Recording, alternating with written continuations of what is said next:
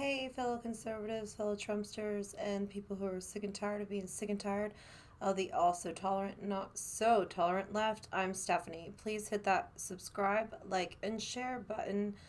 Well, wow, Deborah Messing.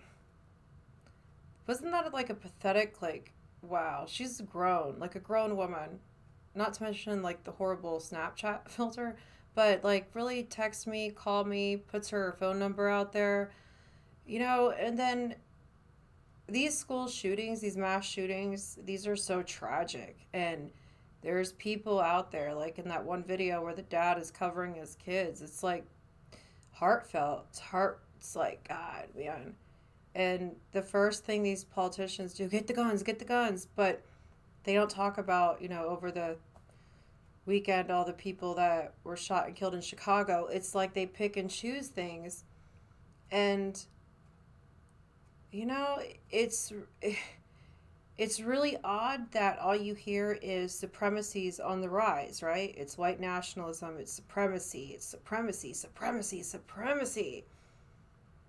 Okay, I don't think that this rage in violence has anything to do with supremacy. Maybe it's the fact that this cancel culture that they've created is tearing this country apart, not to mention it's on like a global scale. It's all blame Trump. Trump, Trump, Trump, Trump, Trump, Trump, Trump, Trump, Trump, Trump. And it's like the world right now is experiencing this global Mandela effect to where there's really two different realities like as a planet right now we're experiencing. You have in Hong Kong and I mean, like reading on Twitter, Moscow Mitch hates America. Like stuff like that, and all the comments that are really hateful and mean spirited. You don't think that has anything to do with the heightened violence or the fact that, you have Ilhan Omar who's busted with all these crimes? Nothing. You see Comey mock and demand an apology. Clinton, I mean, it's like we're all like, what is going on? Like, you've got to be kidding me, right? And, you know, with these mass shootings and these guns, I know it's an emotional thing. People are being killed. But the crazy thing is the the level of which the crimes have reached and the just the insanity of things and this racism and all these different, you know, racist segregated things and, you know, saying that white privilege, I mean, just all of this crap. This wasn't going on when Obama was in office. All this rhetoric started when Trump got into office. You had Obama tell Putin he'll have more pull after 2016, thinking Clinton would get in there. We all know what's going on. But then you have that other reality that's saying, no, this is how it's going to be. We want a two-tier system. Basically, we don't have to abide by the rules if we think it's for a just cause, or it only applies to you but not to me.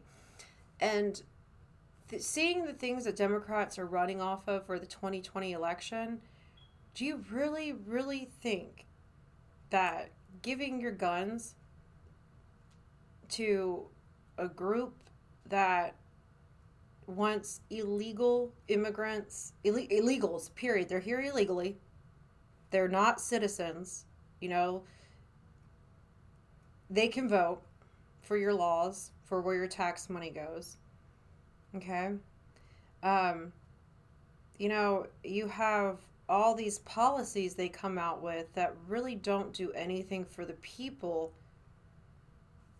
but create more tax, more control, more regulation.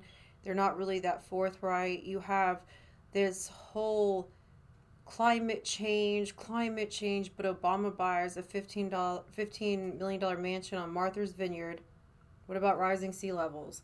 Then you have another thing coming out saying an asteroid is going to hit us and we're all going to be dead in 10 years.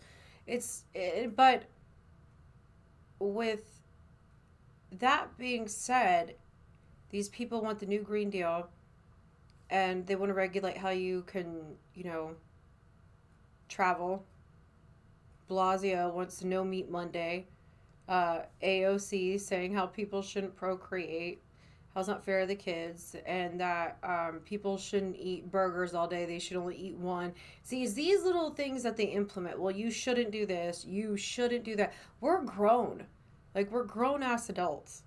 We don't need you to tell us what we can and cannot do. And that is where the heightened anger and outrage is we have these people pointing their fingers at us when we're grown, telling us we're basically stupid, helpless, and incapable of doing anything on our own successfully, and they have to oversee and watch us and monitor us and surveillance us and spy on us. And basically it's our way or else. And it's like how it is in China and stuff like that. They're monitored 24/7 to where you can't even think badly. And I don't think people understand once you give your guns, just like in Venezuela, you know, it only took not even 2 years for that to unfold. So I think Trump isn't here to save the day. I think he tries, but at the end of the day, the Federal Reserve, you know, they're a private entity. They run the show. There's a whole elite class behind the background. It's not. It's a whole bigger picture, and the people who are living in the reality to where you see it for what it is, this is but time. There's something bigger in the works.